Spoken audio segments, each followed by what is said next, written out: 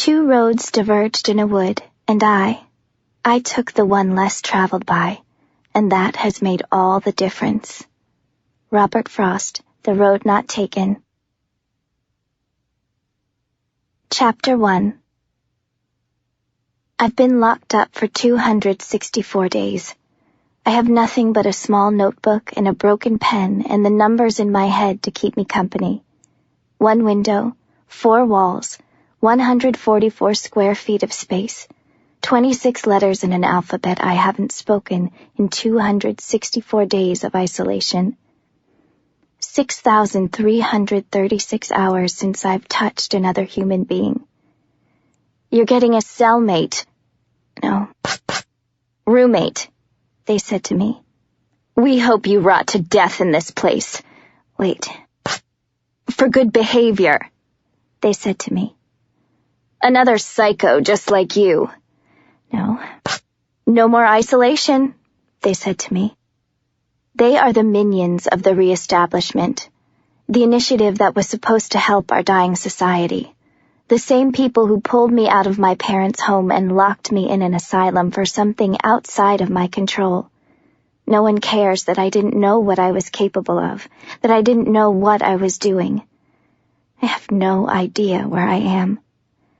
I only know that I was transported by someone in a white van who drove 6 hours and 37 minutes to get me here. I know I was handcuffed to my seat. I know I was strapped to my chair. I know my parents never bothered to say goodbye. I know I didn't cry as I was taken away. I know the sky falls down every day. The sun drops into the ocean and splashes browns and reds and yellows and oranges into the world outside my window. 1,000,000 leaves from 100 different branches dip in the wind, fluttering with the false promise of flight. The gust catches their withered wings only to force them downward, forgotten, left to be trampled by the soldiers stationed just below. There aren't as many trees as there were before, is what the scientists say. They say our world used to be green, our clouds used to be white, our sun was always the right kind of light. But I have very faint memories of that world. I don't remember much from before. The only existence I know now is the one I was given, an echo of what used to be. I press my palm to the small pane of glass and feel the cold clasp my hand in a familiar embrace. We are both alone, both existing as the absence of something else. I grab my nearly useless pen with the very little ink I've learned to ration each day and stare at it. Change my mind. Abandon the effort it takes to write things down. Having a cellmate might be okay. Talking to a real human being might make things easier. I practice using my voice, shaping my lips around the familiar words unfamiliar to my mouth. I practice all day. I'm surprised I remember how to speak. I roll my little notebook into a ball I shove into the wall. I sit up on the cloth-covered springs I'm forced to sleep on. I wait. I rock back and forth and wait. I wait too long and fall asleep. My eyes open to 2 eyes, 2 lips, 2 ears, 2 eyebrows. I stifle my scream, my urgency to run, the crippling horror gripping my limbs. You're a and you're a girl. He cocks an eyebrow. He leans away from my face. He grins, but he's not smiling, and I want to cry, my eyes desperate, terrified, darting toward the door I tried to open so many times I'd lost count. They locked me up with a boy. A boy. Dear God. They're trying to kill me. They've done it on purpose, to torture me, to torment me, to keep me from sleeping through the night ever again. His arms are tatted up, half sleeves to his elbows. His eyebrow is missing a ring they must have confiscated. Dark blue eyes, dark brown hair, sharp jawline, strong, lean frame, gorgeous. Dangerous. Terrifying. Horrible. He laughs, and I fall off my bed and scuttle into the corner. He sizes up the meager pillow on the spare bed they shoved into the empty space this morning, the skimpy mattress and threadbare blanket hardly big enough to support his upper half. He glances at my bed, glances at his bed, shoves them both together with one hand, uses his foot to push the two metal frames to his side of the room, stretches out across the two mattresses, grabbing my pillow to fluff up under his neck. I've begun to shake. I bite my lip and try to bury myself in the dark corner. He's stolen my bed, my blanket, my pillow. I have nothing but the floor. I will have nothing but the floor. I will never fight back because I'm too petrified, too paralyzed, too paranoid. So you're what? Insane? Is that why you're here? I'm not insane. He props himself up enough to see my face. He laughs again. I'm not going to hurt you. I want to believe him. I don't believe him. What's your name? He asks. None of your business. What's your name? I hear his irritated exhalation of breath. I hear him turn over on the bed that used to be half mine. I stay awake all night, my knees curled up to my chin, my arms wrapped tight around my small frame, my long brown hair the only curtain between us. I will not sleep. I cannot sleep. I cannot hear those screams again. Chapter 2. It smells like rain in the morning. The room is heavy with the scent of wet stone, upturned soil. The air is dank and earthy. I take a deep breath and tiptoe to the window only to press my nose against the cool surface, feel my breath fog up the glass, close my eyes to the sound of a soft pitter-patter rushing through the wind. Raindrops are my only reminder that clouds have a heartbeat, that I have one too. I always wonder about raindrops. I wonder about how they're always falling down, tripping over their own feet, breaking their legs and forgetting their parachutes as they tumble right out of the sky toward an uncertain end. It's like someone is emptying their pockets over the earth and doesn't seem to care where the contents fall, doesn't seem to care that the raindrops burst when they hit the ground, that they shatter when they fall to the floor, that people curse the days the drops dare to tap on their doors. I am a raindrop. My parents emptied their pockets of me and left me to evaporate on a concrete slab. The window tells me we're not far from the mountains and definitely near the water, but everything is near the water these days. I just don't know which side we're on, which direction we're facing. I squint up at the early morning light. Someone picked up the sun and pinned it to the sky again, but every day it hangs a little lower than the day before. It's like a negligent parent who only knows one half of who you are.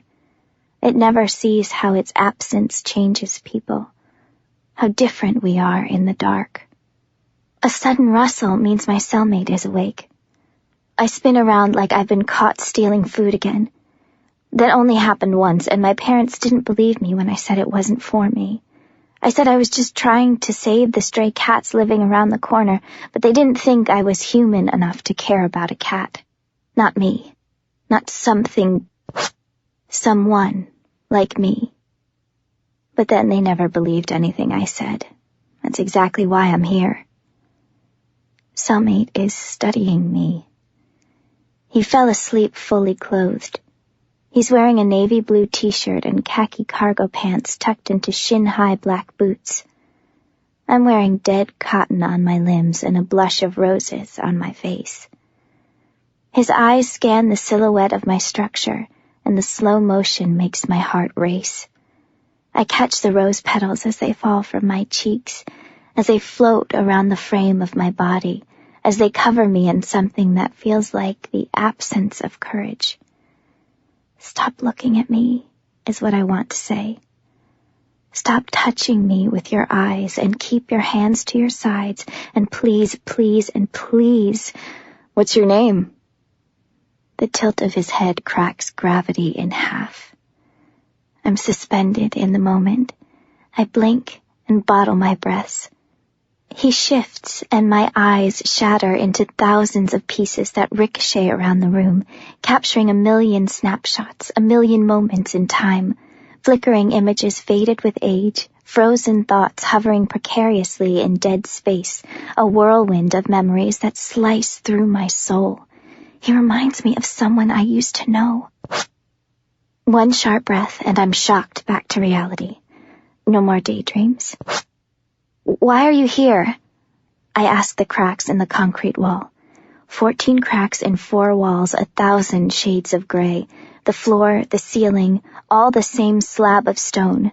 The pathetically constructed bed frames built from old water pipes. The small square of a window too thick to shatter. My hope is exhausted. My eyes are unfocused and aching. My finger is tracing a lazy path across the cold floor. I'm sitting on the ground where it smells like ice and metal and dirt. Cellmate sits across from me, his legs folded underneath him, his boots just a little too shiny for this place. You're afraid of me. His voice has no shape. My fingers find their way to a fist. I'm afraid you're wrong. I might be lying, but that's none of his business. He snorts, and the sound echoes in the dead air between us. I don't lift my head. I don't meet the eyes he's drilling in my direction. I taste the stale, wasted oxygen and sigh. My throat is tight with something familiar to me, something I've learned to swallow. 2 knocks at the door startle my emotions back into place. He's upright in an instant. No one is there, I tell him. It's just our breakfast. 264 breakfasts, and I still don't know what it's made of. It smells like too many chemicals, an amorphous lump always delivered in extremes. Sometimes too sweet, sometimes too salty, always disgusting. Most of the time I'm too starved to notice the difference. I hear him hesitate for only an instant before edging toward the door. He slides open a small slot and peers through to a world that no longer exists. Shit! He practically flings the tray through the opening, pausing only to slap his palm against his shirt. Shit! Shit!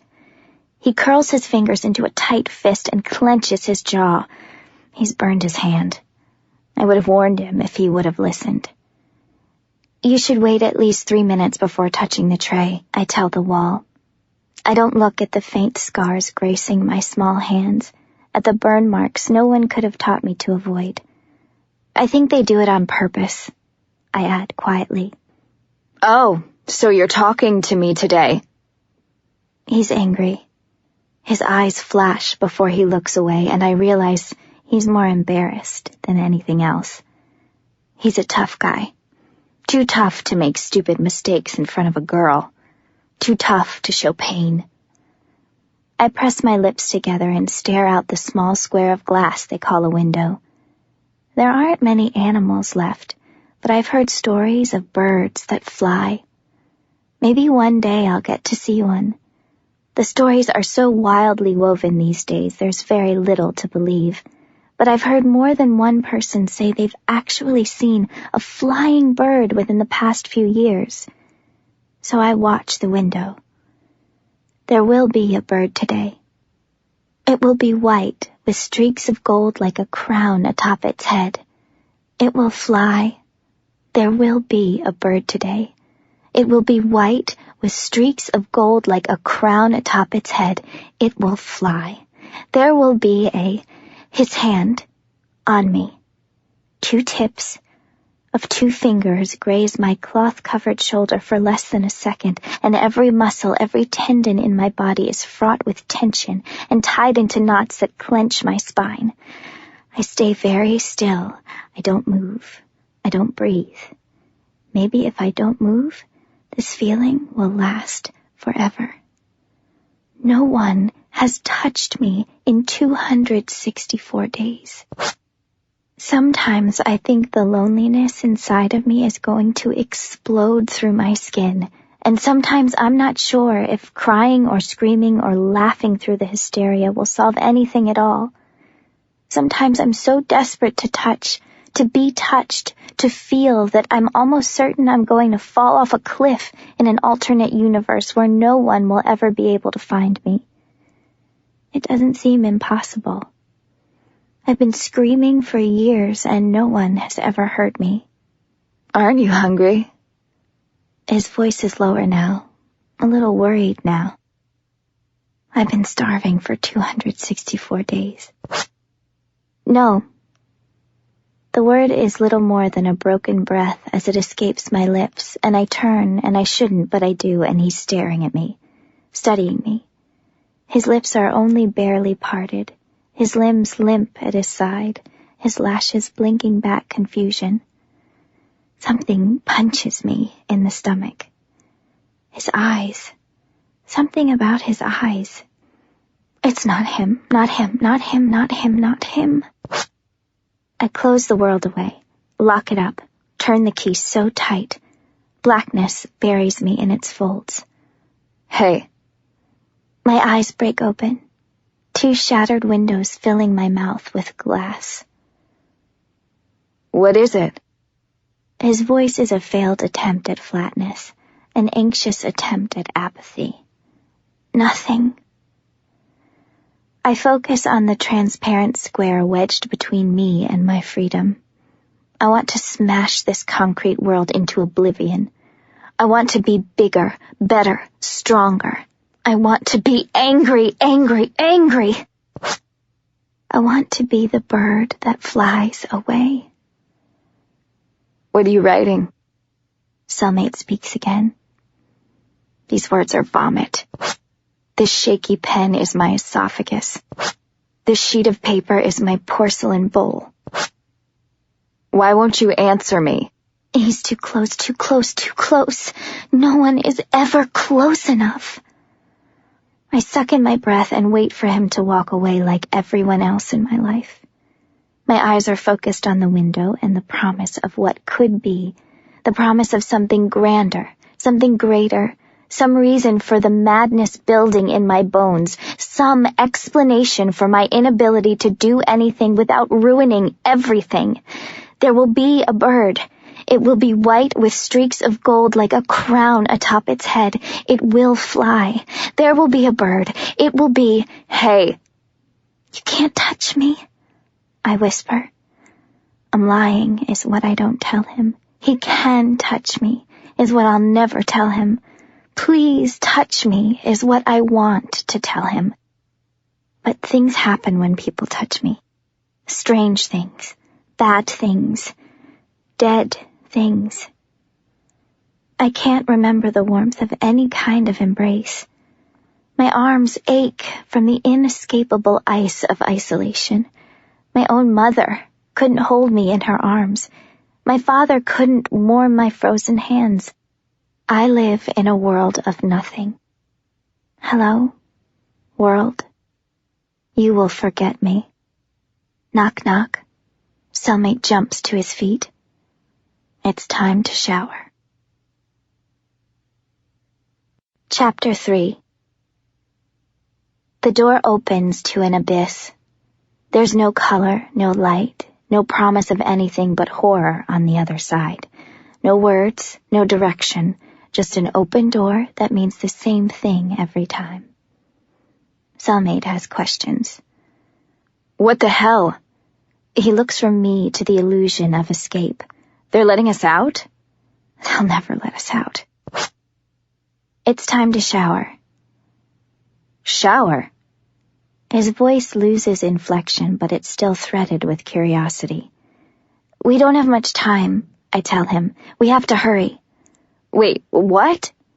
He reaches for my arm, but I pull away. But there's no light. We can't even see where we're going. Quickly. I focus my eyes on the floor. Take the hem of my shirt. What are you talking about? An alarm sounds in the distance. A buzzing hums closer by the second. Soon the entire cell is vibrating with the warning and the door is slipping back into place. I grab his shirt and pull him into the blackness beside me. Don't say anything. But nothing, I hiss. I tug on his shirt and command him to follow me as I feel my way through the maze of the mental institution. It's a home, a center for troubled youth, for neglected children from broken families, a safe house for the psychologically disturbed. It's a prison. They feed us nothing, and our eyes never see each other except in the rare bursts of light that steal their way through cracks of glass they pretend are windows. Nights are punctured by screams and heaving sobs, wails and tortured cries, the sounds of flesh and bone breaking by force or choice I'll never know. I spent the first 3 months in the company of my own stench. No one ever told me where the bathrooms and showers were located. No one ever told me how the system worked. No one speaks to you unless they're delivering bad news. No one touches you ever, at all. Boys and girls never find each other.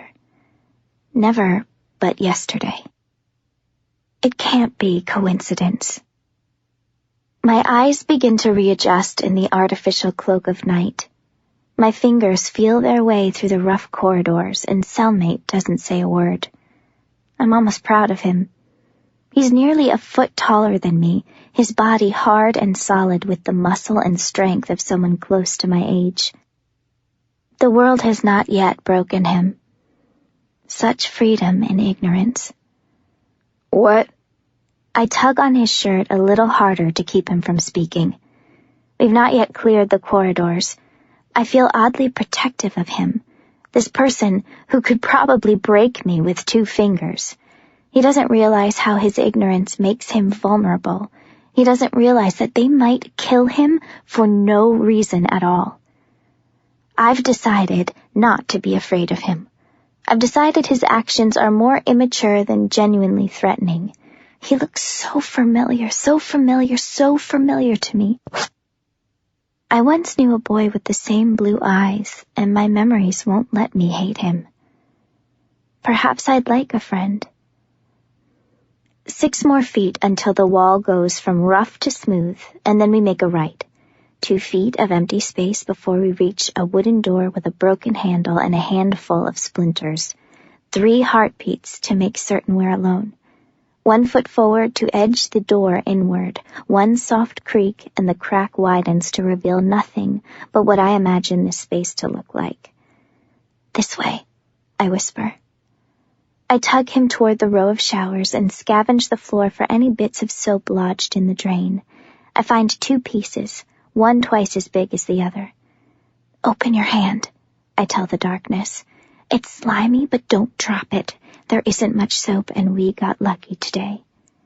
He says nothing for a few seconds, and I begin to worry. Are you still there? I wonder if this was the trap, if this was the plan, if perhaps he was sent to kill me under the cover of darkness in this small space.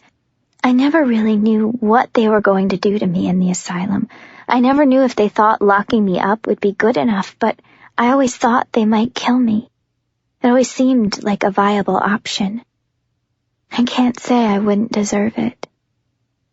But I'm in here for something I never meant to do, and no one seems to care that it was an accident. My parents never tried to help me. I hear no showers running, and my heart stops in place.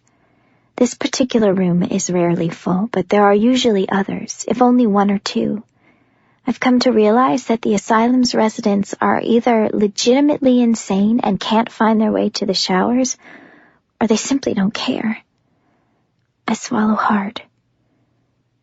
What's your name? His voice splits the air and my stream of consciousness in one movement.